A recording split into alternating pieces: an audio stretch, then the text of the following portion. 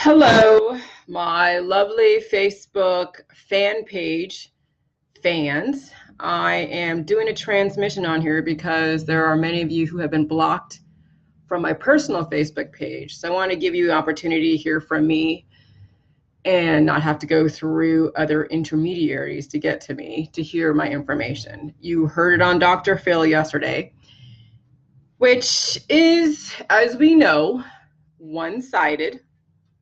However, they did give me a platform, but they definitely, directed the conversation, which I expected on some level. And I did get equal time for the most part. No, he wasn't endorsing me, and that wasn't my, expectation.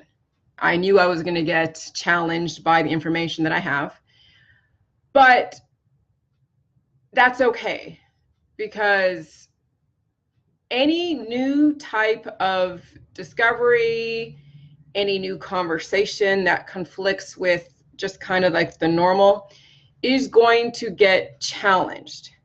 It's going to get challenged in a very big way, only because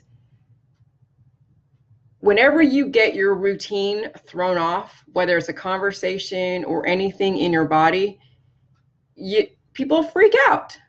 That's just the natural course of the way humanity is. And do you know what that's called?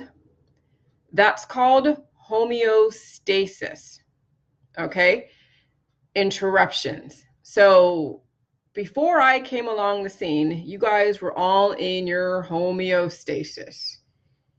You're going along, you have cancer disease and chronic illness, but you're finding methods within whatever is popular or recommended, and you just try things out. They may help you a little bit, but it doesn't really throw your life off course in any way. So you just kind of keep going along until eventually you pass away. And that's kind of our society today. We just kind of go along until one day we're on the deathbed saying, hey, I had a great life. See you later. Thanks a lot for everybody in my life. But not everybody gets that kind of goodbye. Some people stroke out. Some people try all the methods that are out there, whether it's chemotherapy, whether it's cannabis, whether it's a detox method, whether it is a pill, powder, supplement. They try all the different things and they still pass away. Some even exercise themselves to death. So I have changed the conversation to say, hey, do we have to go out like that? We don't have to go out like that. That's not what what I want. It's not what I expect, And it wasn't like, I just thought of this and decided to just one day just say it out in public and be like, okay, I'm going to be a target for everyone that doesn't agree with me. No, that is not who I am. I mean, I studied the holistic industry back and forth. I was doing my different detoxes, my different pills, powders, and supplements like 3 years ago. And well, I was like, I'm going to write a book one day. But I can't write a book. I can't really, say anything because it's not really that different. There's already published books about the different herbs. There's already published books about the different detoxes. There's already published books about the different pills, powdered supplements. So there's nothing new I was going to, say 3 years ago when I was circulating within the holistic market. So I wasn't going to say anything because I couldn't, it wasn't in my purview because I didn't find out anything, right? Nothing was discovered. Nothing was new to me. I mean, it was new to me, but it wasn't anything new that was going to be like, life changing, because everybody already talks about how, yeah, they're temporarily, got a stay of execution by taking a detox. And I don't believe in the detoxes. I don't believe in the pills and the powders and the supplements. I don't believe in cutting out organs to save you. I mean, yeah, I get it if that's all you have as a possibility or all you have as a choice. But that's not something that I wanted to promote or perpetrate, or I would just stay and just be a silent person and go about my life and allow the medical community to do whatever they do. I wouldn't be bringing myself out to surface, is what I'm saying. So when I did all my research, I tried everything that was on the market, for the most part, not everything, but everything is kind of the same stuff. It's just repackaged, right? I mean, what I've equated the allopathic and the holistic market to is rearranging the deck chairs on the Titanic.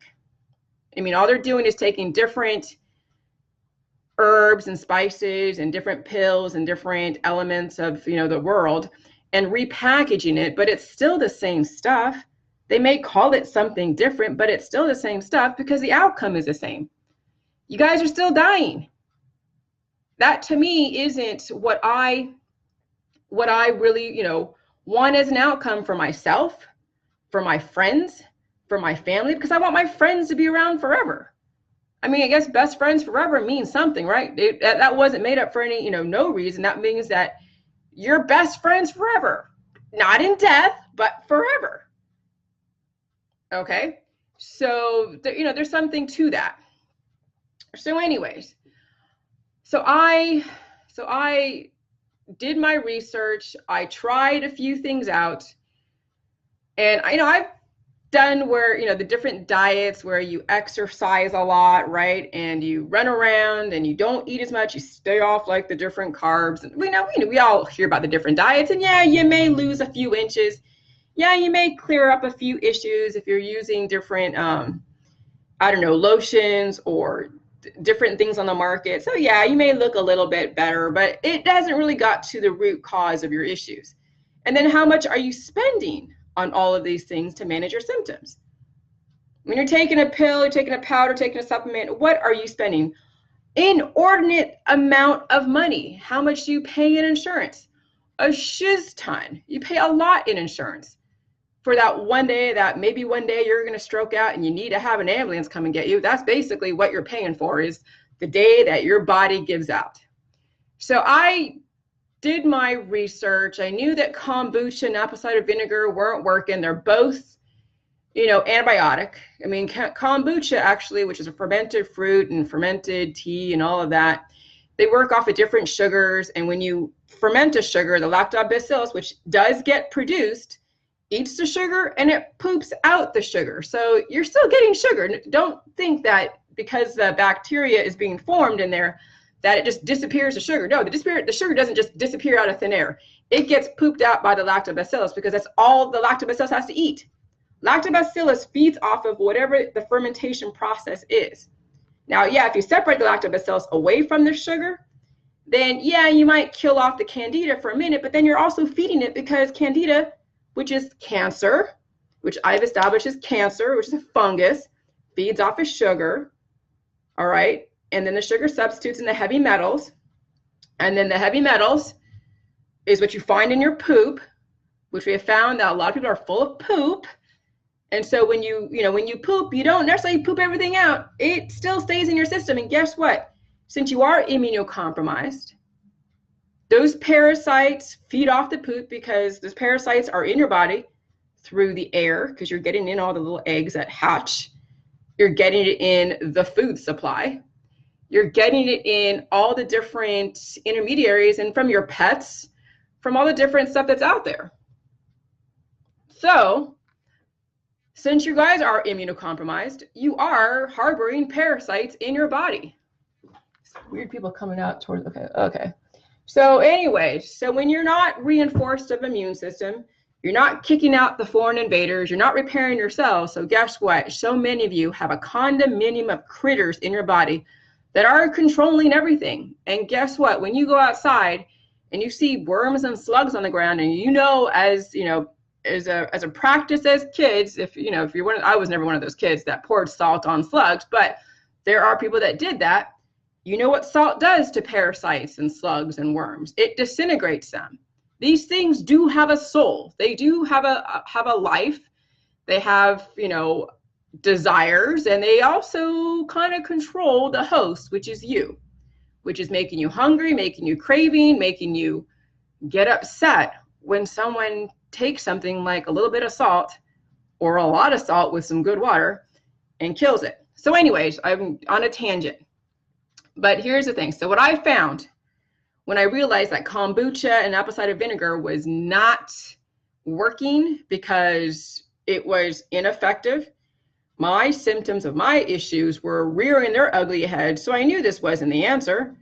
I just knew it was innately, you know when something isn't the answer, right? And you'll stop it, right? And then you'll go on to something different. Well, I found that lacto fermentation really is the answer, but it's what type of lacto fermentation, because there's so many, and that's also called probiotics. So there's so many probiotics out there. There is your little pill probiotics, which you're getting some kind of dried bacteria in a capsule, or you're getting it in some kind of like liquid drink that's been processed with additives shoved in there. So you have no idea what those additives are going to do to you because you haven't done your research on the different elements. Hold on a second. The elements of the universe. Hey, I'm really busy right now. What do you need? Just a lot of work here, so That's fine. Okay, that's fine. All right. It's okay, sugar. All right. The water department. So anyway, sugar, it's okay. Sugar, it's okay. Sugar, it's okay. So the pills and the powders and the supplements and the things that you're getting on the market that are probiotics, whether it's a drink, whether it's some kind of whatever it is that you're buying out there in the holistic world, as well as the allopathic world, you have no idea what's in it. You don't know how it's going to impact your body. Maybe it might help you, maybe it won't. You don't know. Yeah, you may feel a bit better, but it doesn't mean that's really getting to the root cause. And still, you don't know how it's going to affect you later because you haven't done your research on the elements of the universe, as well as the elemental composition of the human body, which most people are not aware of, and neither was I. Okay, so I'm with you there. I understand that you guys don't understand the elements of the universe and the elemental composition of the human body. So there's an ignorance that needed to be introduced in elementary school so you guys understand the foods that you eat contribute to the imbalance of your body and why it is you're having these crazy cancer disease and chronic illness, and why you're taking vaccines because you're not really reinforcing your immune system. They're just manipulating your immune system, which is very different. All right, so anyway, so I found out that lacto fermentation using salt pickles, which was just by accident. A friend of mine was saying, hey, you know what, I'm fermenting these things and these pickles. And I'm like, really, what do you ferment them with? Like vinegar? And they're like, no, I'm fermenting them with salt. I'm like, well, why salt? Because it's the good salt, because of the good bacteria. And I'm like, oh, okay. So I did my research, looked at what lacto fermentation was with salt pickles. I knew lacto fermentation was amazing because it's a practice that's been around for years. Okay, so this is not anything new. I didn't just discover this. Okay, so don't try to credit me for just making something up out of the blue. A lot of people are not very aware of the fermentation back in the olden days when they had to preserve their meats and their vegetables because of no refrigeration. So you guys, need to learn your history. And a lot of people don't understand the food history of preserving, of fermentation, all of that. So here's a little bit of tidbit of information. Fermentation's been around. Google the history of fermentation, because alcohol is fermented, right? But everyone's so familiar with alcohol and wine because you know why? It puts you in a very different state. It makes you feel happy, and what it does, it feeds the Candida, so all of your fungus is really happy, so it makes you happy. But the side effects are the destruction of your body. But people love to be happy in the moment. They don't look at the long term, and they just eventually, the fungus overtakes them, just like a mushroom on a tree when the sun doesn't come out. All right, so you have a fungus in your body that you're basically feeding it with. And you understand that there's fermentation in the wine and the beer, but you don't realize that fermentation is a wrong fermentation. No different than the fermented fruit like kombucha has like 1% or less than 1% of alcohol, which tells you that, there's a lot of sugar in there that it's feeding your body, or not feeding your body, feeding the Candida. So yeah, so there's that. So I found out the salt pickles were a good bacteria, and you get the good, and not even the good bacteria, you get the minerals from the salt. Okay. So anyway, so I tried the salt pickles, and then I tried then I said, you know what, you can't really make a lot of the juice. And who wants to eat a pickle like every hour, every 2 hours? I'm like, it just didn't make sense. But I knew that since I was using the different detoxes that are out there, I understood about the healing symptoms. So, or the detox symptoms. So I wasn't too concerned about dealing with detox. Okay. Because I'm from the holistic world. I understand detox symptoms. So anyways, I did the pickles, and I found the cabbage juice. All right. So it's on a fermentation website, 3 days, cabbage juice. And I switched it from 1 teaspoon of salt, which is the difference between 1 teaspoon and 1 tablespoon. And 1 tablespoon actually gives you guys the better healing. And so I noticed a difference. I noticed when I did switch it from 1 teaspoon to 1 tablespoon, there's a difference in my, I did the 1 teaspoon, and then I switched it to 1 tablespoon, and I finally went to the 1 tablespoon. And I noticed a difference even in 1 teaspoon, but there was a bigger difference. I leaped from a specific, like my first noticeable healing that kept me on this path was the fact that I lost the water weight, shrunk my fat cells, because you guys may have seen me when I was looking like super bloated. If you follow me, you can look at my Facebook pictures and you'll see, right? So I noticed that my weight was dropping. I had like, my gosh, I had a belly. I had a huge belly, and look, I don't have a belly anymore. Okay, so that was the biggest difference, which I could not find in any diet or any exercise regime at all. And I didn't have to get off my ass, and I was drinking nutrients. All right. So that's when I noticed I was on to something. And so I was like, oh my gosh, Jason. So I just went along my way, and then I decided that in January I was going to write a book, right? And so I wrote the book, and that's the book that you guys will have access. You guys have access to on jillyjuice.com. And so and I did the research on Candida, and I noticed on the different publications out there that Candida was always the common denominator in every single disease. I mean, I went to PubMed and said, okay, fungus associated with Alzheimer's, fungus associated with fibromyalgia, fungus associated with lupus, fungus associated with autoimmune disorder, fungus associated with Down syndrome, fungus associated with Parkinson's disease, fungus associated with obesity, fungus associated with psoriasis, fungus associated with eczema, fungus associated with brain fog, fungus associated with neurological issues, fungus associated with rabies, which viruses too, fungus associated with yeast infections, which is basically, there you go, that's yeast. So what I found is that yeast, when it's overfed by sugars and sugar substitutes, it turns into Candida. It's called a yeast infection, or mycoplasma, or biofilm, or whatever fancy word they put out there so they can create a drug. Remember, we're talking about an industry that makes money, right? They say, here's a disease, and here's a drug for this disease. Oh, it's a clinical trials. You may or may not get benefit, but there's only like 1 or 2% chance you may get benefit. So that's what they sell, is a hope for you guys, right? And then they're making money, and you're getting side effects, right? So anyway, so that so I noticed that was what the underlying crux was. And then I looked at my own disease. I started noticing differences in myself with my PMDD, which is premenstrual dysphoric disorder. And then I noticed those things were disappearing. I was noticing things coming to surface. So here's the thing. When I opened up the group, people were they were discovering themselves the detoxing, because a holistic world, when you do detox, which you've done, I'm sure some of you who are in the holistic world, done the bentonite clays, you've done the diatomaceous earth, you've done the iodine, you've done the zeolite, you've done the whatever, like the chelating, maybe you're using garlic, maybe you're using what else? ginger, cilantro, all that stuff, right? You're using all that, and turmeric and golden milk, and I mean, you name it, I mean, all of you that are in the holistic world know what I'm talking about.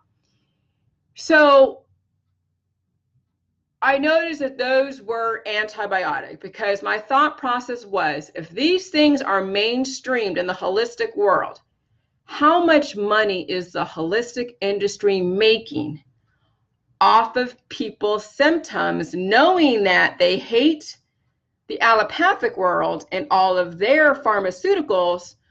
So let's see if we can package up Mother Nature in a different way and make it and call it something natural and say, hey, we got an alternative for you.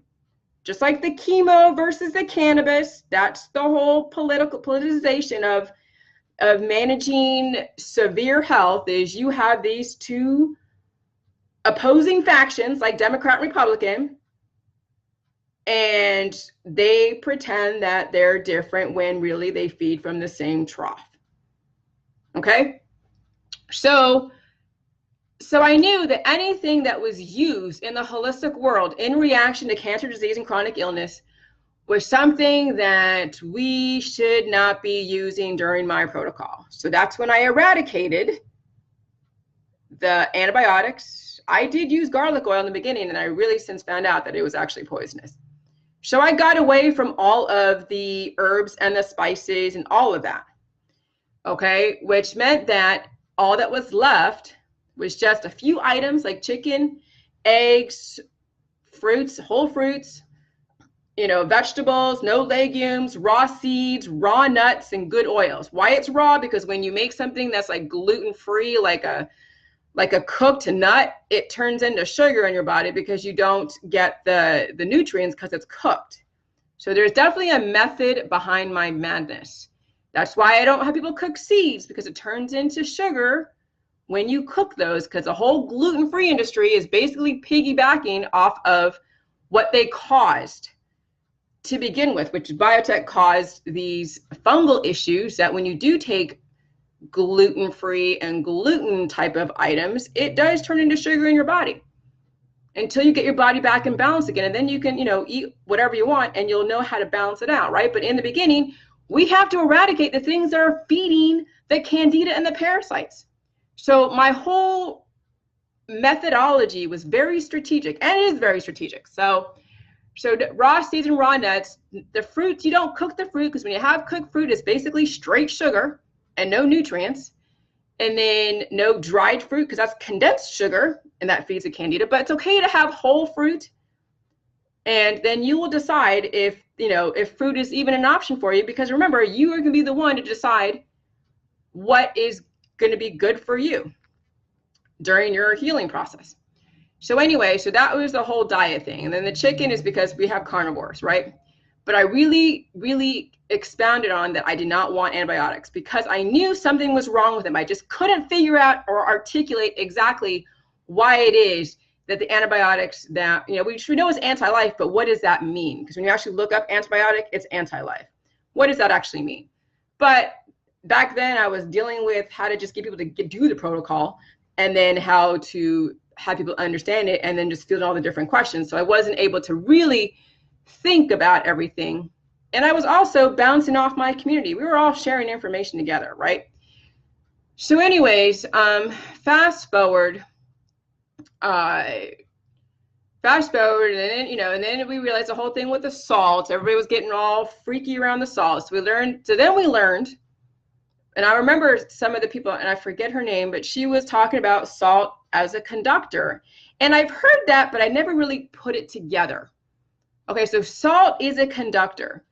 And I knew that the whole thing with why I changed it from 1 teaspoon to 1 tablespoon was really an accident, but it was a good accident, because the original recipe said that 1 teaspoon of salt, of pink Himalayan salt, which is the minerals, and then I think was it 3/4 cups of water, and then like 2 cups of cabbage, puree it, and then ferment it for like 3 days between 65 and 72 degrees. So, you know, that was fine, but that was more sauerkraut, and I wanted to make it juicier. So I changed the ratios, made a typo, But there's this one lady who, you know, she has cancer. She may still have cancer, I don't know. But back then when we were talking, she had some kind of cancer. She, you know, was talking about it on her Facebook. She's in one of my, you know, mutual groups, and she started the protocol. She started off with 1 teaspoon, and then I know she was off the diet. She was drinking coffee and creamers, using those Nestle creamers, which has a lot of chemicals and sugars and all of that. So she wasn't exactly adhering to the diet, and she was eating peanut butter. That's why I eradicated the legumes, because peanut butter was just like another starch that was feeding the Candida. So she was wondering why she wasn't getting any benefit. And then this is the time when people were doing the 1 tablespoon, right? And I stitched 1 tablespoon of salt to every 2 cups of water, and then 2 cups of cabbage, not like 3/4 of a cup or 3/4 or whatever it is. So, or 1 cup. I forget exactly what the original recipe was as far as the cabbage. So anyways, people were seeing the healing, and they were doing the waterfalls, and they're finding benefit. They were seeing results, right? And no, I didn't pay them. I don't have that kind of money. And she wasn't getting benefit. And I asked her, well, what recipe are you doing? She's like, oh, I'm doing the 1 teaspoon. I'm like, oh no, go to 1 tablespoon. We changed it. And then I noticed that since she wasn't getting benefit with the 1 teaspoon, but everybody else was, that there was a difference between the 1 teaspoon of salt to the 1 tablespoon of salt. So the salt was the actual factor of why people were getting the rapid healing. Because we have a lot of holistic people in my group that understood detoxing symptoms. And I will explain what that is in a minute. So that's when I noticed that salt was the major component of why it is that there's rapid healing. Okay, so now what is salt? There are people that said, oh, salt is a spice. Salt is not a spice. Salt is a mineral.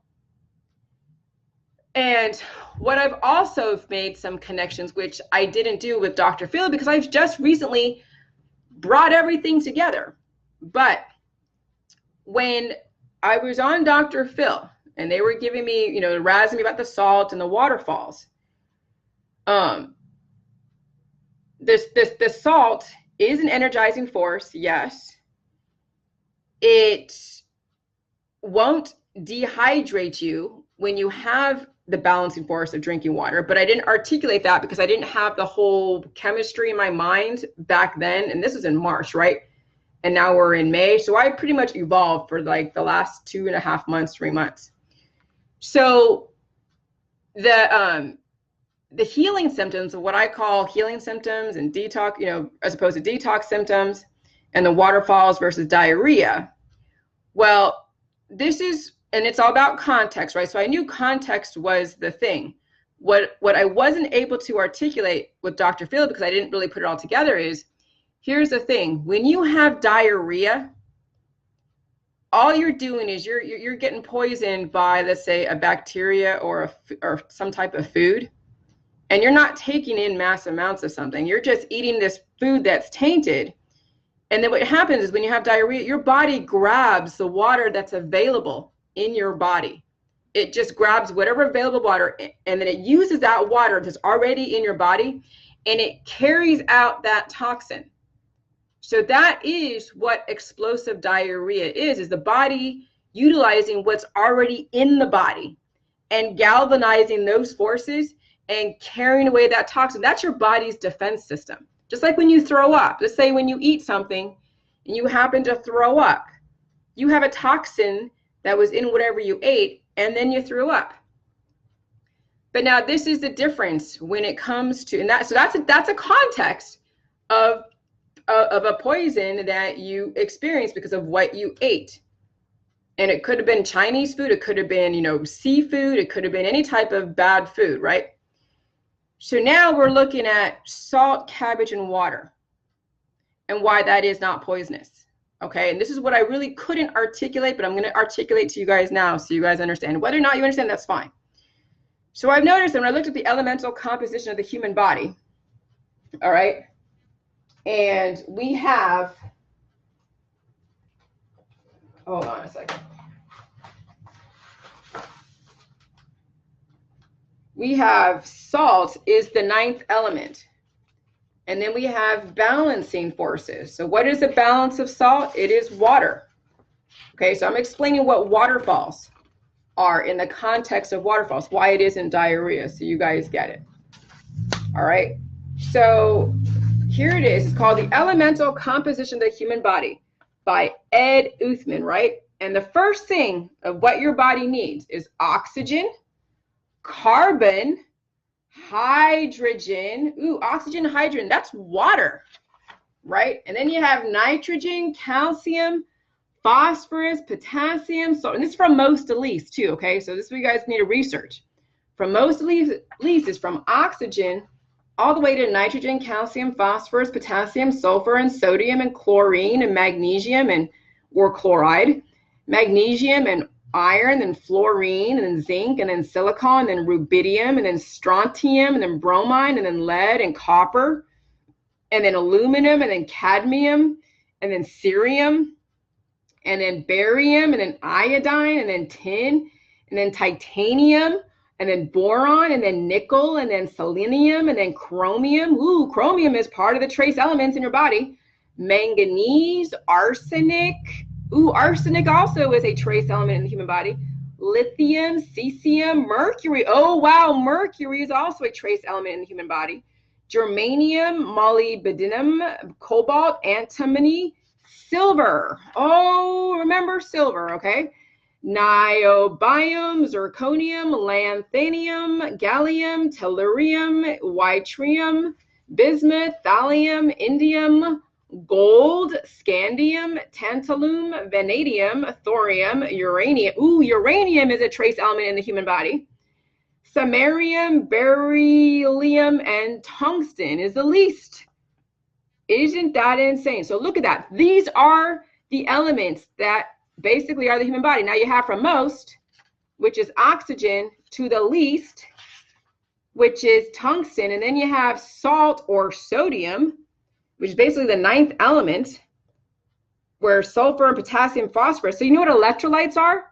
That is sodium, which is with potassium, and what was the other one? Magnesium. That's what electrolytes are. All right.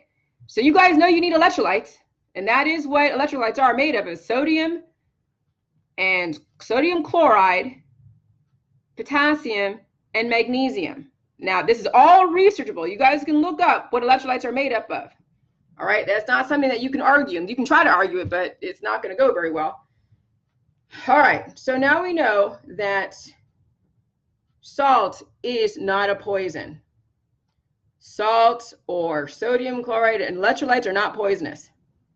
These are minerals. Now you got to look at, so now you have the salt. Now you have the cabbage. So my recipe takes up with the cabbage and the kale. You're fermenting it, right? So when you ferment something, guess what happens? You break it down to a pre-digested state. That's what fermentation is. You take a vegetable that is highly cruciferous, highly nutritious, and you break it down because the lactobacillus that is being created in that environment, which is called a probiotic environment, will break it down to where you're able to access the nutrition. Because when you try to eat cabbage and kale, you may get a little bit of nutrients, but you're not maximizing your absorption, because guess what? You have leaky gut syndrome. When you have leaky gut syndrome, guess what? You may be able to absorb a little bit of nutrients, but the rest of it's going through your body, getting basically destroyed by your immune system, or it's feeding your parasites. And it's just being washed through your system, and there's no absorption going on. So, which means that you're only superficially healing, and the salt that you are taking in through your processed food diet is just energizing an immunocompromised system. So when you hear about the high blood pressure and salt, you know that's from is the fact that salt is an energizing force, and you have an or you have a malfunctioning cardiovascular system. And so if you have a malfunctioning cardiovascular system, which basically everybody does, salt is going to energize what your idiosyncrasies are. All right, so salt energizes whatever environment your body is. So if your environment of your body is highly like healthy, then you're not going to have high blood pressure, and you're going to have an amazing energy that is productive, that is positive and peaceful. If you are taking salt on an immunocompromised body, guess what's being highlighted? All of your health issues. That is why salt is being demonized with high blood pressure, because you guys are malfunctioning. You get it? Salt is an energizing force. Now, when you put the minerals that are also in the pink Himalayan salt, and then you have the high sodium, and then you have the water, and then you have the nutrients in the cabbage and kale, guess what? You have a trifecta of a power force that your body is going to be able to utilize, which is going to contribute to the rapid healing and cell regeneration that you probably have never seen before. Now get this, what is homeostasis, right? Homeostasis, where you're going along, and then something disrupts your routine, whatever it is, okay? So that's just an action. How you apply in the context of that homeostasis, where it's like interruption, is how then what you're going to make that action mean. So if you are taking in, let's say this, you're being exposed to high amounts of uranium radiation, guess what? You're going to have an interruption of homeostasis called radiation poisoning. All right. When you take in massive amounts, let's say, you know, you're like seriously starving, like Ethiopian, not like someone that's in our American society that's, I mean, we call them starving because they're eating empty calories, but you go to Ethiopia or any of those starving countries where they have a bloated belly and you feed them like, you know, all these carb-rich foods, guess what? It's going to really, you know, tax their system because their system isn't used to it yet, right? So you got to do it slowly with them. And it'll still upset their homeostasis. They're going to have diarrhea. I mean, because the body is now trying to get back to working condition again, right? The same thing when you expose your body to nutrition that you never really had to begin with because you were born in this world immunocompromised. Your mother's womb was tainted by all of her habits and all of her exposure to her environment, the food, and whatever else that her parents that were exposed to, that they passed down.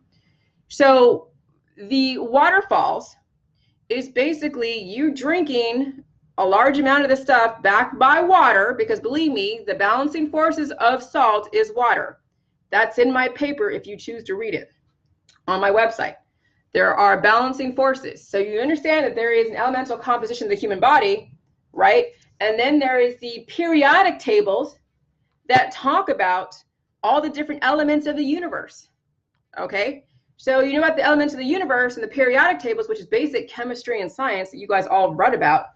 Then you start applying it to the human body, and then you start making these actual, you know, very, you know, creative conclusions that you need a certain amount on the top here to be able to function at a maximum optimum level. So when you're drinking a mass amounts of water with the nutrients, you're creating a carrier force that has all of these nutrients, then creates antibodies, goes after those offending toxins, goes after those foreign objects, whatever they are, whether it's a parasite or just some kind of little, you know, screw that your body used to need to use, and it's going to carry it out of the system. And then guess what? When you're eating poisons like the processed food and all the alcohol in your habits, guess what your body does when it's trying to protect it from those poisons? It creates mucus. Guess what? When you go outside and you're breathing in pollen, you're breathing in really, really bad air, guess what? You start sneezing, right? When you start sneezing, you're trying to blow out the antigen. That's what antigen is. It's basically a toxin to your body. So when your body is trying to protect itself from those kind of environmental exposures, it creates mucus. When you're eating really spicy food and you're eating really big amounts of poison in these different restaurants, or the monster drinks, you're creating mucus in your belly, and then you have no carrier force to carry out that mucus. So you have all this mucus in your belly just sitting there toxified with poisons. So when you're doing something like my protocol and you are exposing your body to all this massive nutrients that you do not ordinarily get, guess what happens? You're shitting out or pooping out the mucus-filled poisons, because mucus is what protects your body from your body absorbing and getting killed off by those poisons. So that's what the salts and that is what the water and that is what the nutrients do.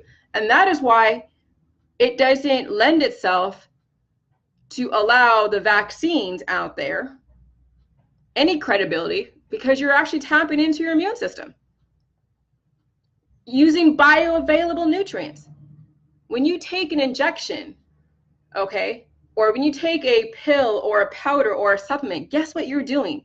You're taking on elements that are causing the imbalance of the body, and all of these elements that you're taking on are all these heavy metals that are what the body least needs. So, you know, if you're already immunocompromised and your filtration process is off, you're going to be accumulating all of these heavy metals and you're not going to be absorbing the good stuff.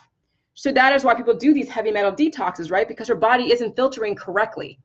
And they're harboring not only parasites and fungus, but they're also harboring heavy metals. Because their body, you know, is supposed to filter out what it doesn't need and absorb what it does need to keep the balance. That salt and the nutrients are the balancing forces, and the water are the balancing forces that keep your body in the optimal state. But people don't understand that because they haven't been taught that. Okay, so Waterfalls is basically your body taking the water and the nutrients that you just gave it, not just taking from what's already in your body, but you are now infusing your body with electrolytes. So you can't possibly be losing electrolytes when the electrolytes, which is the nutrition in the drink, is actually feeding your body. So what the body is doing is ridding the body of the toxins. So what you're seeing in all the poop, that's why they call me a poop cult, is the mucus placoid. It's not your intestines. It's not your stomach lining. It's all the mucus that you have harbored over many years of crappy food intake, because you don't understand what mucus really means. When you're taking medications to dry up your mucus when you get a cold, guess what? You're not allowing that mucus to carry out those toxins, and then you're reabsorbing that virus, which means that you're going to be sick longer. Instead of allowing your body to get rid of it naturally, all right, and then reinforcing your immune system to allow everything to be expelled naturally, you're drying it up and you're letting it sit in your body and just fester. And that is why people who get the flu have it for months and months and months, because they don't know how to get rid of it. They just keep harboring it. All right. So the Waterfalls is a very different context, but I was not able to really articulate that with Dr. Phil, which, you know, they didn't allow me to do a lot of stuff, but that's okay. I got my quips in. And also too, just so you guys know, and I had never had to go to the hospital, but I see my friends who are very sick go to the hospital. And my dad, you know, works in biotech, and he actually worked for Braun for a minute. And B. Braun McGaw, they create saline solutions with dextrose. Do you know what dextrose is? It's a natural sugar that your body needs. So your body does need some sugar, just doesn't need the amounts that you guys are intaking on a daily basis. So these salines are full of water and sodium chloride and dextrose, and they stabilize the body. And this girl on my Facebook who had the flu, she was taking in her 5th bag in 3 hours. That's 20 cups, because it's like 1,000 milliliters equals like 4 cups. That's 20 cups of saline and sugar in a span of 3 hours to stabilize, because she was missing electrolytes. Okay, so I wasn't able to get that in either because I wasn't making that association with Dr. Phil. So now I've been discovering things because of the whole Ohio Attorney General. So my brain now is finally working with all like 50 million cylinders.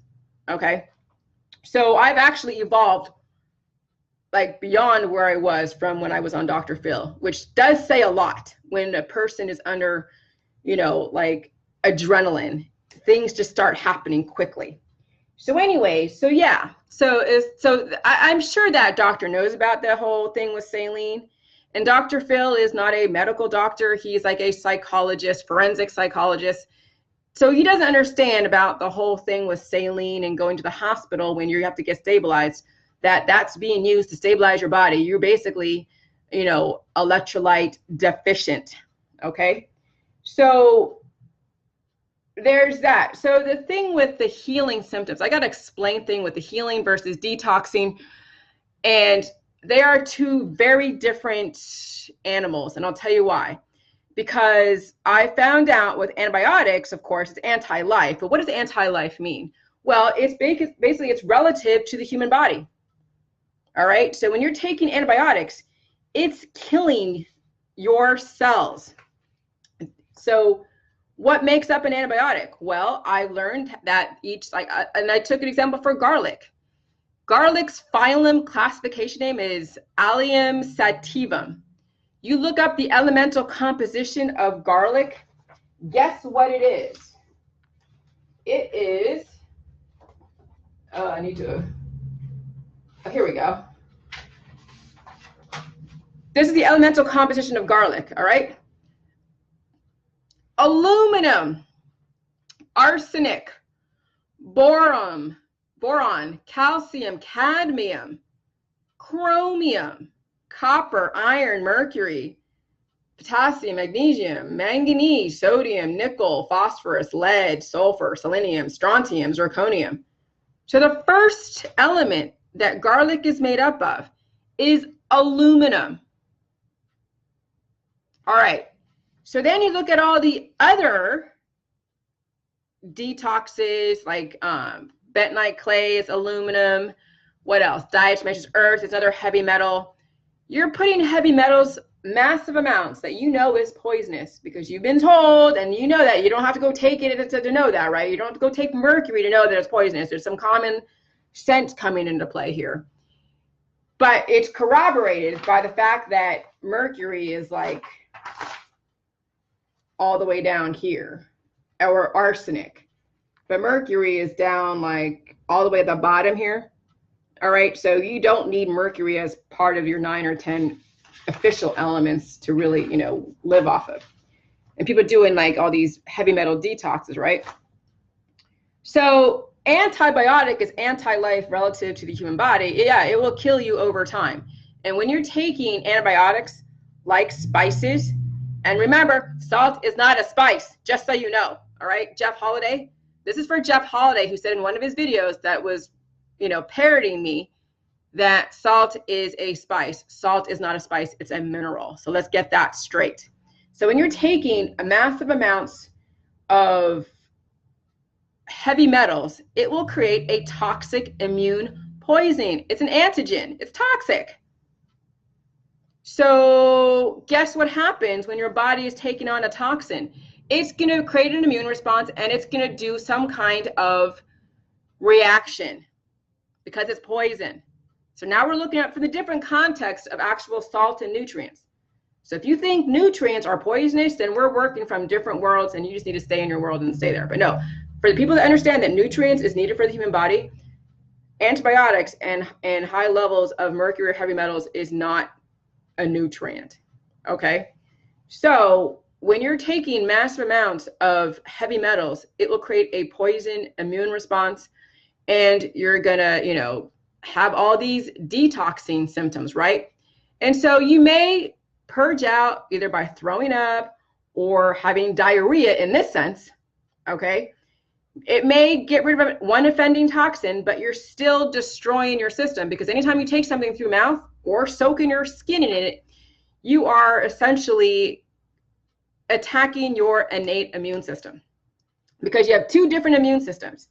You have the innate immune system and the adaptive immune system.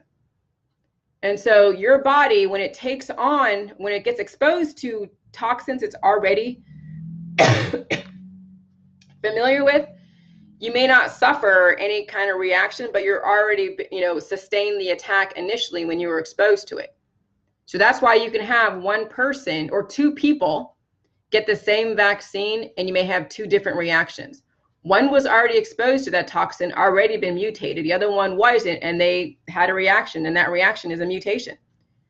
So getting away from my protocol for a minute and that whole nutrient exposure, bringing up the toxins, and I will talk about that in a minute, The poisoning response from the antibiotics and the detoxes is based upon, right, the immune response from being exposed to toxins.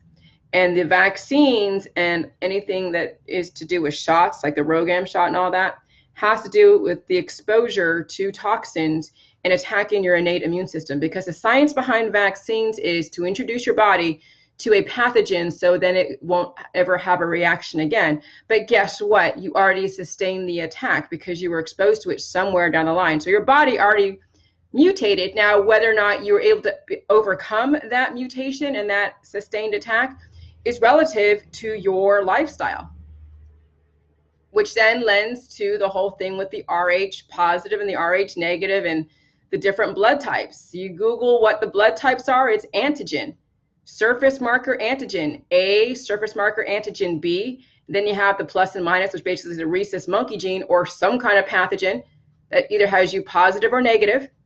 And that also induces an immune response.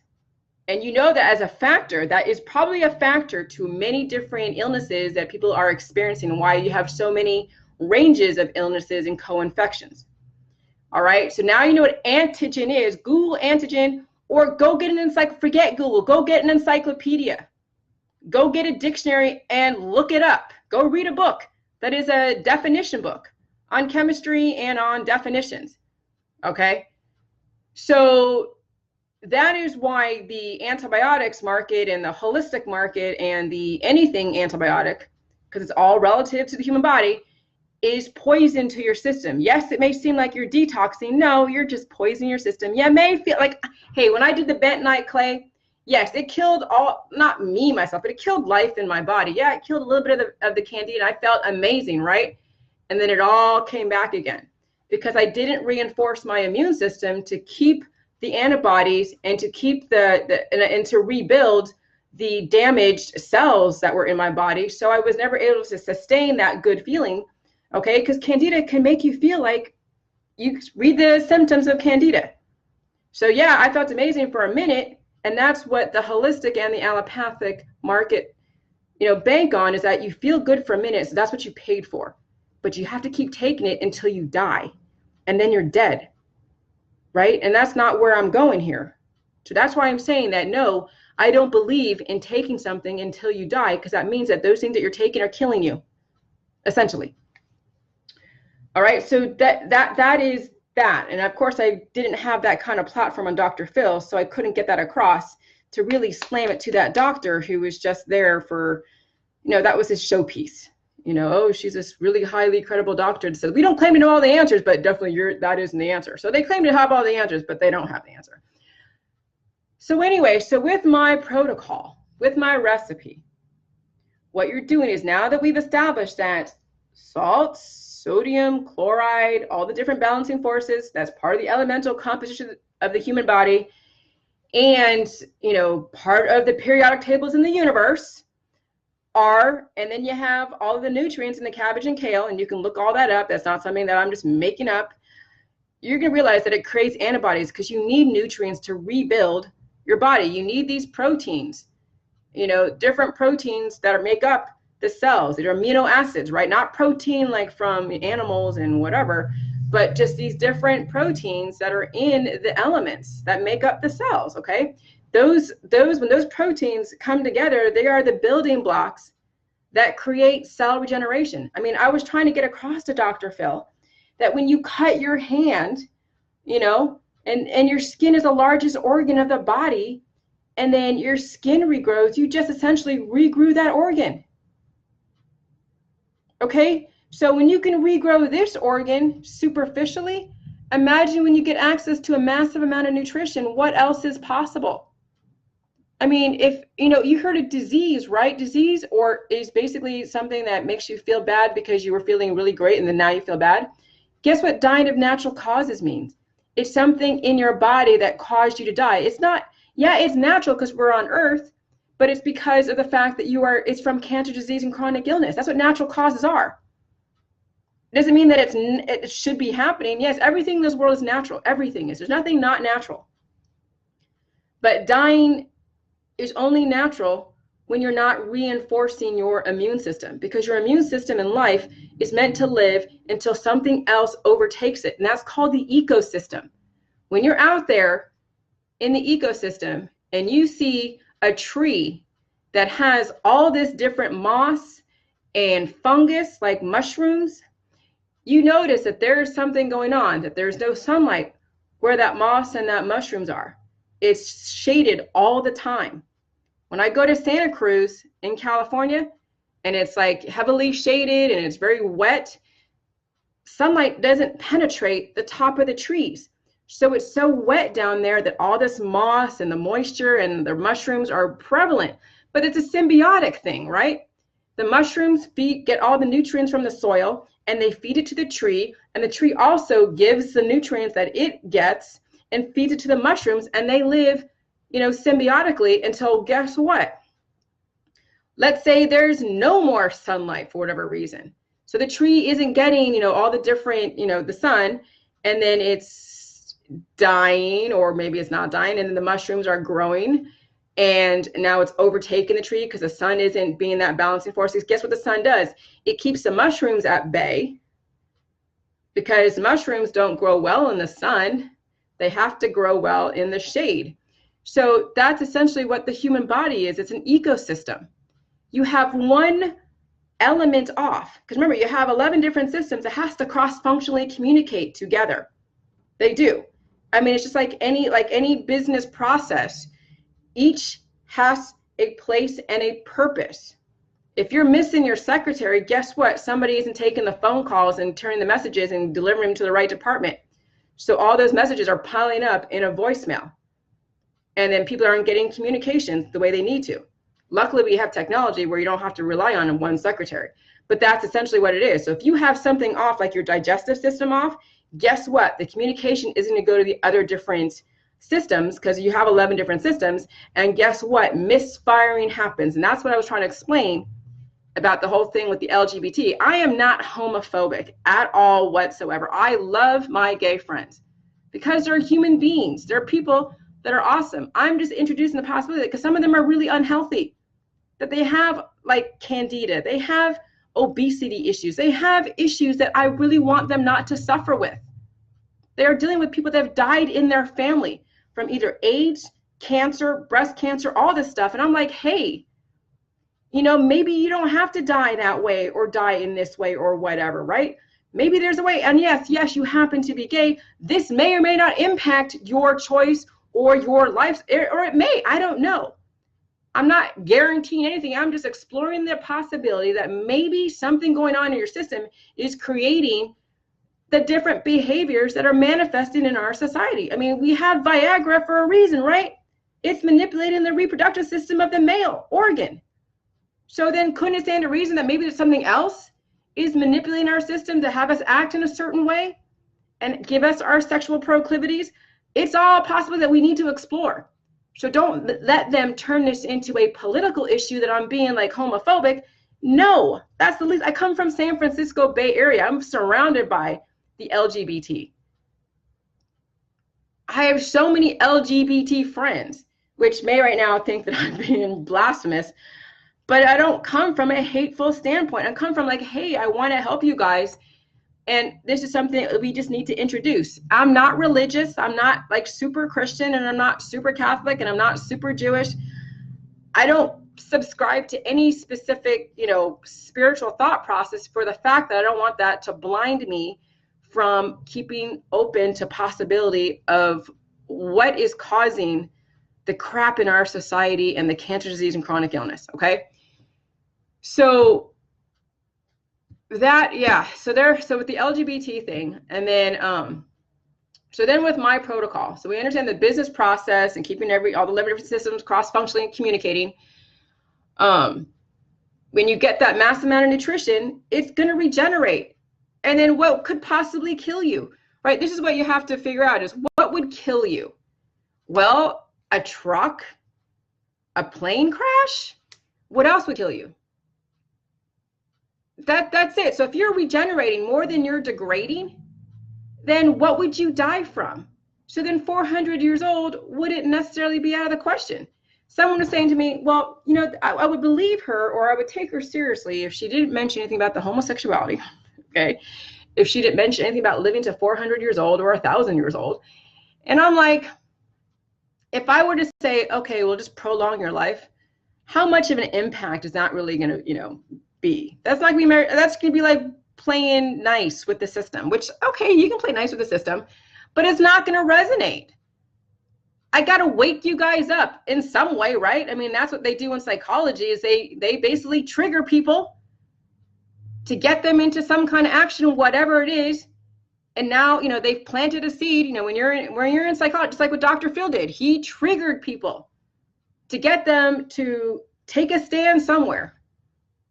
Either take in the information or deny it. But that's what psychology does. So, you know, he did that too. So did I. We both did that.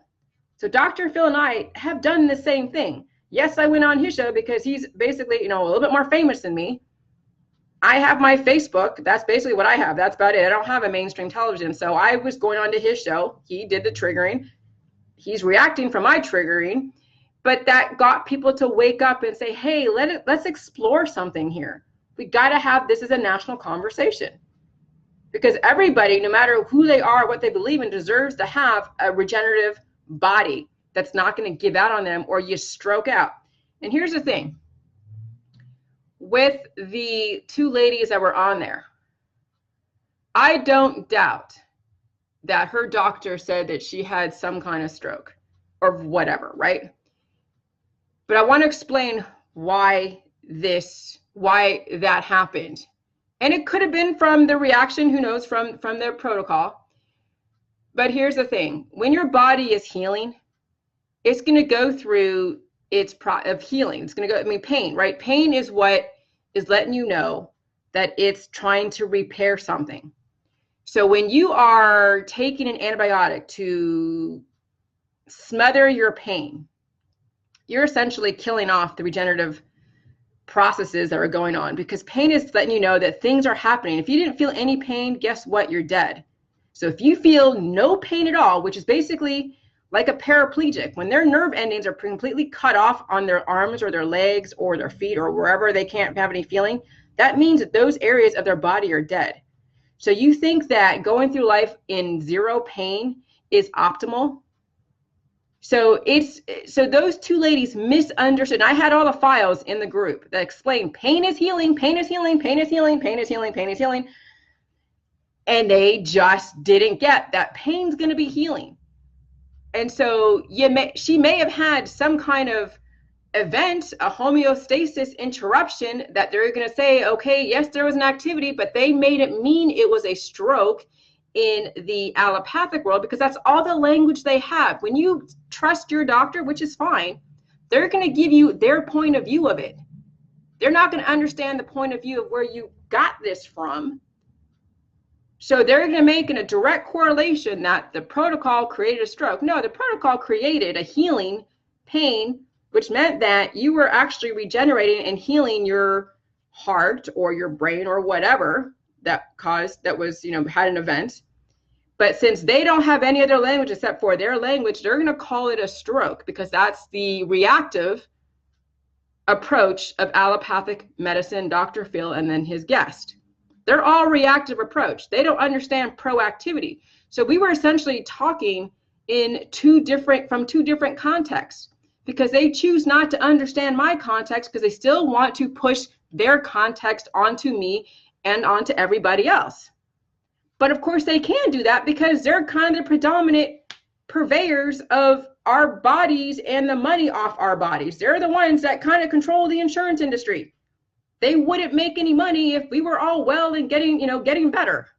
So of course they're going to push their agenda that this stuff is causing these things. It was textbook obvious, right? But I want you guys to understand the differences between the two.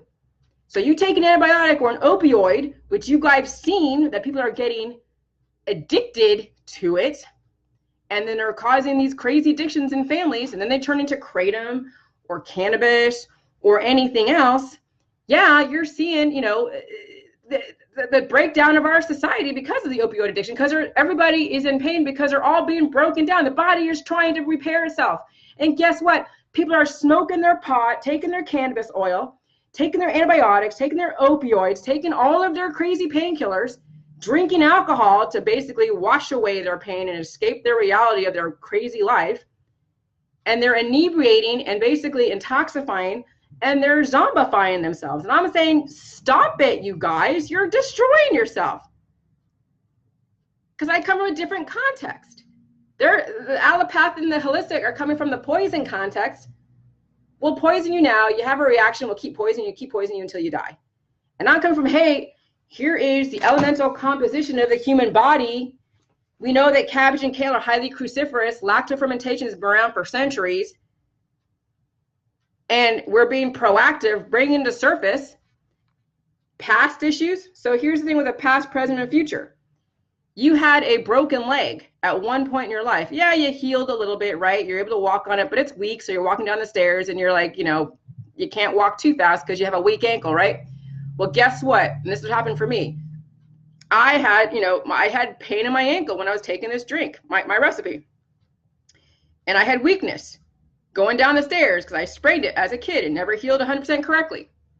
Well, guess what? I had pain in my ankle and I had pain in my wrist because of carpal tunnel and all that I had, or it wasn't carpal tunnel, but it was a carpal, it was approaching carpal tunnel. And so I had pain in my hand because I was, in my wrist and my ankle, and I had a scar from Norplant, that the scar tissue was itching.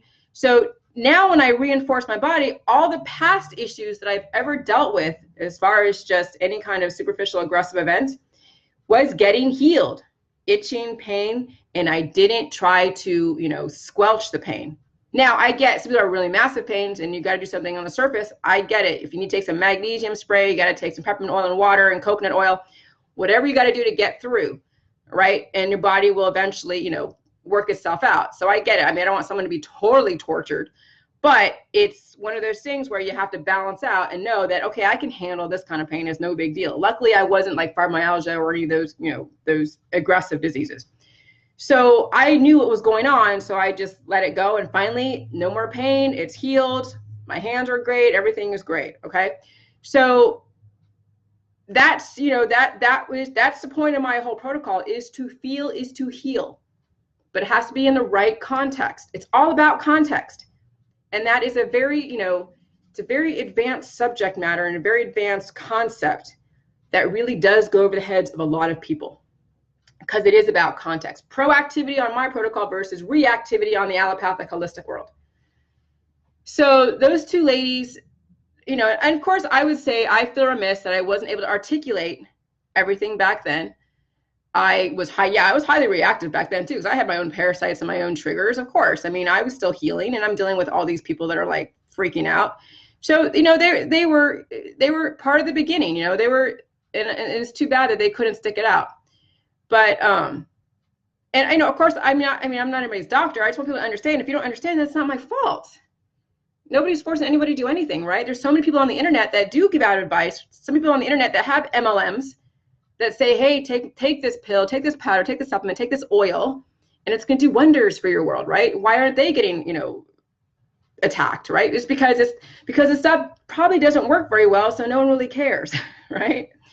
But my stuff does work well, so it's going to create, a very polarized debate because of the whole fear and all that stuff. So, so I feel bad for those days. I didn't mean to come off harsh, but I knew I was under attack, and I wasn't going to give anybody, especially if they came on there to try to attack me. No, I was in defense mode. So, I feel bad for them. I wish them well, but it's just one of those things where you're on a show where you're going to get attacked. You're going to be ready for battle, whatever it is. Take no prisoners. They took no prisoners. Me neither. So, anyways, so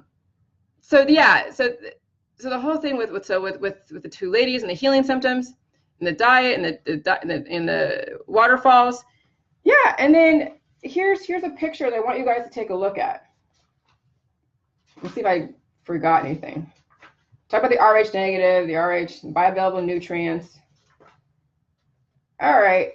And then, yeah, so this is basically what what it is I'm trying to say. A picture worth 1,000 words. So that goes, not everybody's going to read my paper because it's a lot. And I don't know if everybody, just wants to, but I don't care. But this is basically what is our world. So we're on right now, we're on this trajectory. This is the homeostasis trajectory of death. So life is order, right? Life is order. It's the periodic tables. It's the elemental composition of the human body. It's all of that, right? But unfortunately, where we're actually on right now is the disorder, the chaos. And that's when you're violating the rules of the elemental composition of the human body, as well as the universe. So this is kind of our path that we've all been accustomed to. And so when you are taking anything that interrupts the homeostasis, it's going to interrupt the homeostasis. It's going to interrupt things, right? Relative to what context you're working from will be either you're going to still go towards death, which is all the pills, powders, and supplements, or it's going to then give you a portal to life. And then you'll be on a homeostasis interruption there for a minute until you get your body back to where it's supposed to be. And then guess what? You have order. Now, this is for the academian science-minded. For those that are not academia science-minded, that's going to go over your head. You're going to call me a crap pseudoscience, whatever. I don't care. This is all researchable. Life is order. It's the periodic tables, and it's the elemental composition of the human body. You can go to any university, and they will give you a publication or a paper and research that will tell you you need oxygen. You deprive your body of oxygen, guess what? You have brain damage. That's a no-brainer, literally, okay? So right now, we're on the death homeostasis. Everybody is, until you actually tap into the portal of the life order. And that's exactly what I'm tapping into. And it's throwing the system in an uproar. And this is what people are reacting to. They don't want to be told that everything they were told, it was a lie. Or it wasn't a lie, it was science overlooking. Because the whole thing with the vaccines and the Rogam shot, vaccines, when you take any type of heavy metal, all right, and you inject somebody, it's going to throw the body in some kind of immune response. And then what happens is the body is going to view that as some kind of enemy to create antibodies. So you put in a peanut protein, you put in a certain pollen, you put in a fish protein, because proteins are what it is that they're using, right, to create immune responses. You put in different proteins from different, foods, so they're weaponizing foods against you, right? And then you grow, and then you get exposed to the peanuts, exposed to the shellfish, and guess what? Your body goes into an immune response. That's what allergies are. It's the fact that the body sustained a hit and it was never able to recover from that hit. That's what peanut allergies are. That's why the vaccine industry should not even exist, because they're creating these issues. They're creating the allergies. They are attacking your innate immune system. So that way the world is basically weaponized against you. I'm saying, you know what? Why don't you tap into your immune system the proper way by using nutrition? And so when you see these things like Down syndrome, you see these things like progeria, that's the immune system, the innate immune system under attack by a specific pathogen, and the body couldn't recover. I mean, I'm trying to think of another. Yeah, the Rogam shot.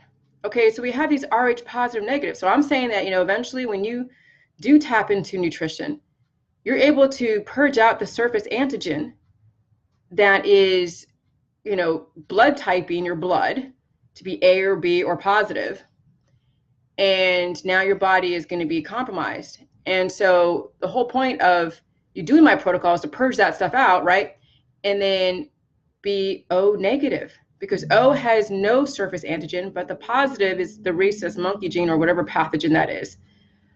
And the negative means you don't have any kind of surface antigen or any kind of rhesus monkey gene or whatever that pathogen is, right?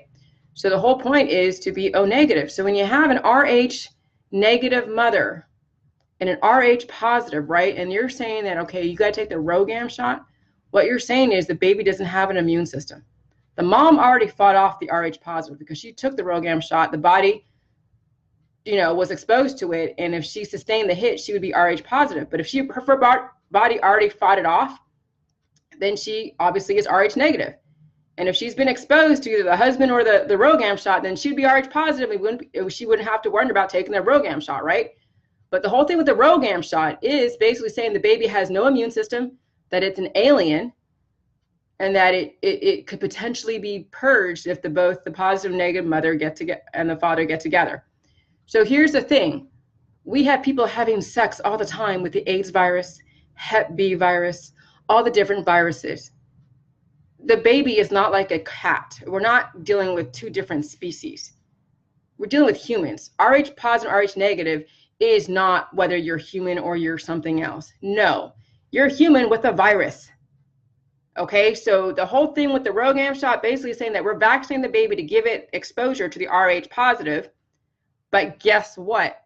Guess what's in that? That's other people's blood. It's immunoglobulin plus other additives and poly something and other heavy metals that basically, when the mother's immune system is compromised because she's getting older, it will purge out the baby because it's one of those types of antigen that is programmed to go after the reproductive system, because that's what the whole RhoGAM shot is, to basically create an environment for the baby to sustain itself. But if you have to worry about a miscarriage, then it means you don't have to worry about a miscarriage. You know why? Because you're able to even conceive. The RhoGAM shot was basically for people for the future, for future babies, right? It wasn't for that specific baby. And then they're saying, oh no, and now it stays in your system for like, what, 12 weeks? That's BS. The mother passed on her defense system to the baby, just like she passes on her Candida, her viruses, all the different, bodies, idiosyncrasies. And that's why you see family history of illnesses, is because we're passing on these mutations. But it doesn't mean that that's forever. It just means that you haven't reinforced your body to fix the initial hit. And that's what I'm trying to introduce. But believe me, they're not going to give me that kind of platform on Dr. Phil. That's all like an hour, not even. And then it's all cut up so everybody has a voice. And then they can make it all sensationalized and entertaining. So I'm just saying, hey, I don't think you need to sustain that hit. I think you can recover. But yeah, it's going to be painful. Expect pain, or you can just be dead.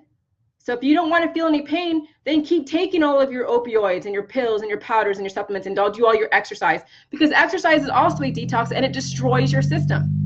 That's why when you haven't exercised in a while and you go out and exercise, guess what? Your body's in pain and it's trying to recover. That's what exercise does. It destroys you. Look at all these like Jack LaLanne. Look at all these exercise gurus. These people that are like addicted to exercise, they're addicted to the endorphins. It's opioid endorphin, or endorphin opioid, or whatever. There's a whole name for that. It's another addiction. Our society is so addicted, it's not even funny.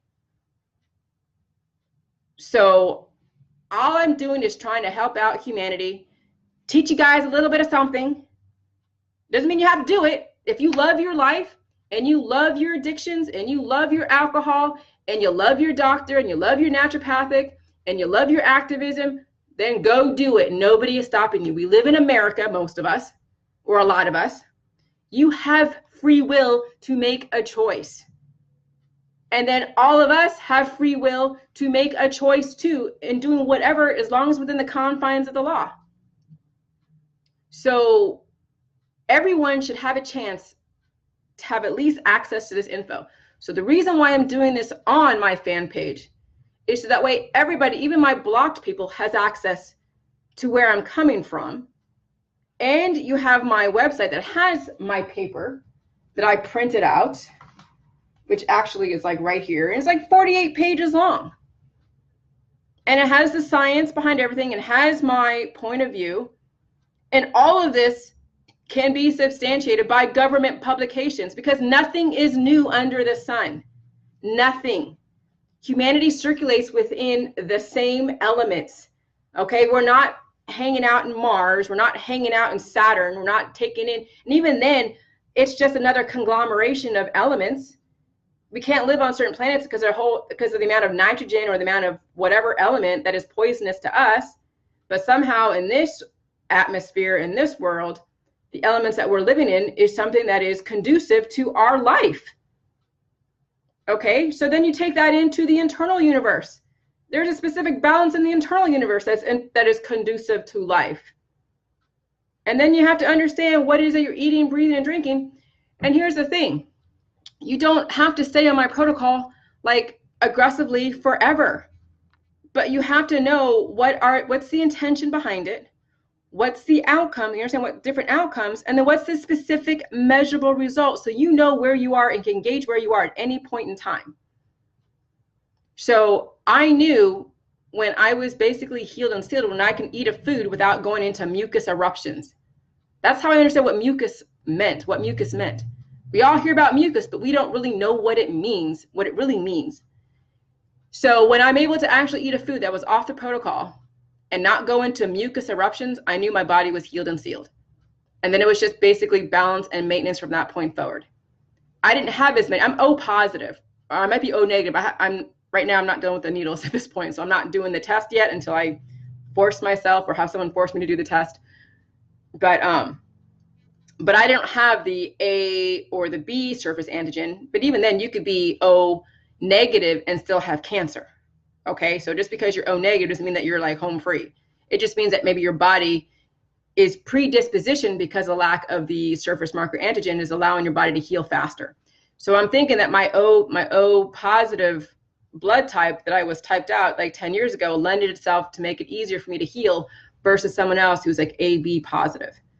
Okay, which means they have a lot more to overcome than somebody else. But again, that's not really a deciding factor of how easy. It's just based upon what your intent is. So if your intent is to superficially do this, then you're not going to have the outcome. If your intent is to eat off the protocol and, you know, only drink like 1 or 2 cups a day, if that, then you may not get the rapid healing. But hey, some people don't want to have rapid healing. Some people want to just kind of string it out, but stay on the diet so you can still take in the nutrients, but not have those, you know, an aggressive healing. I basically love to aggressively heal because I knew what it was going to do and I was ready for it, and I take it head on, just like I'm taking on this whole industry, and then I'll figure out later what I got to do. Okay, so that's my point of view in all this. So I'm not reading the comments. I see them there. I see there's 650 comments. I'm not going to read them all. I know I'm probably being disparaged in some way, I'm sure, but I'm not going to read them. This is for all of you who get it. This is for those of you who even don't get it, but maybe one day will. Because I really want to give you guys the opportunity to understand your body so you don't have to rely on somebody else. I've given you all the different seeds that you can go and research yourself. Pick up an encyclopedia. Forget the internet. Okay, yeah, I did say, yeah, I was on the Google, but yeah, everything is on Google. Webster's, all the different definitions of PubMed, yeah, what they may do with the definitions and what they promote as an option or solution is based upon intention and can be propagandized. But if you just look up pure vocabulary definitions and understand just what mucus is, understand what antibodies are, understand what antigen is, understand what cells are made up of, understand what proteins are, what, you know, amino acids are. I mean, those are the things that you could easily research yourself, and you start putting together your own story. That's all I did was took the definitions and the foundational basic stuff and created my own story. The only way I can create my story is I already had the outcome. I didn't have the outcome prior to this protocol, so I couldn't create a story because there was no story to create. Now that I have an outcome that is very measurable in what I saw, which was the shrinking of the fat cells and losing the water weight, there was a story that I can create and develop and actually have a specific measurable result that you can measure in real time. Not theoretical, but a specific measurable result. Because the whole thing is that I come from a standpoint that all humans are the same. Nobody is an alien. We all have 11 different systems, male and female, with a very specific purpose. And the only difference is the genetics, right? The genetic difference is the eyes, the eye color, which even then is contributed to nutrition. But hair color, even then, that's contributed to nutrition. Whatever your original hair color is, right? Before your body started oxidizing and degrading and turning it white and gray. So, but we all have very, very, you know, we're all the same. Our skin color might even be a little bit different, but that's it. superficial differences. So what makes us different is when our innate immune system impacted us. Somebody's messaging me. So hold on a second.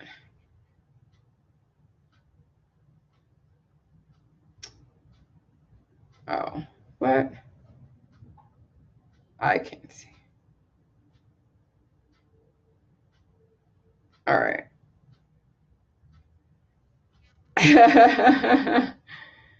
Oh my lordy. Okay. People are funny. So anyways, so the only difference is when Western medicine or when the attack on the innate immune system happened and who sustained that attack and when and why. And of course, your lifestyle will contribute to who can overcome that attack and who can't. So anyways, that is the only difference between us, is when you were impacted. Everything else is the same. So if you really want to create differences and division in our society, then you'll just keep doing what you're doing and hate on me and keep everybody divided and everybody fighting, and you can just contribute to the wars in our society, and that's fine. Or you can understand that we're all the same. We all want to have the best life possible. We all want to live a very, very long life, to even 400 years old. And here's a possibility to do that. And let's unite humanity instead of divide. Get away from the stupid politics that's really just, basically blocking you. Get away from all your activism crap. Start actually exemplifying what you say you want, which is health, wealth, and a great life. All right, anyways, I got to go, but I just wanted to put it out there. Thank you so much for this platform. Thank you, trolls, and whoever else for all of what you've done to push me out there, to force me to take a stand in the way that we needed to. I see you, sugar. All right, anyways, I love you all, no matter who you are. I really want you guys to be well, get well, and be the best that you can be in our society, whether you hold a degree or whether you are working at McDonald's. You deserve the best life. And if I can help you any way I can with this information, that's what I'm trying to do to make my website and myself, my Facebook, as accessible as I can without being totally abused. Okay. I'm no different than you guys are. Okay. We're all trying to survive in this crazy society. All right. You guys take care. Love you. Bye.